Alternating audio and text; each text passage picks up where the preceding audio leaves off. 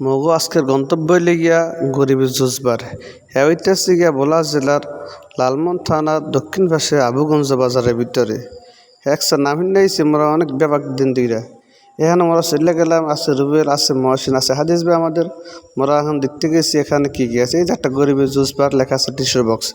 এখান থেকে আপনি যত পরিমাণ টিস্যু ব্যবহার করতে পারবেন, কোনো সমস্যা নেই। এছাড়া আপনি বহনের লাগে সুন্দর সুন্দর ফ্যান পাবেন। এখানে দেখানোর জন্য অনেক সুন্দর জায়গা আছে। আপনি যদি ঘুরতে চান, চমৎকার। এই যে একটা খাবারের মেনু কার্ড, আপনি কি খাইতে চান সকল ধরনের খাবার এখানে দেওয়া আছে। আপনি যে মন চাই হ্যাঁ খাইতে পারবেন।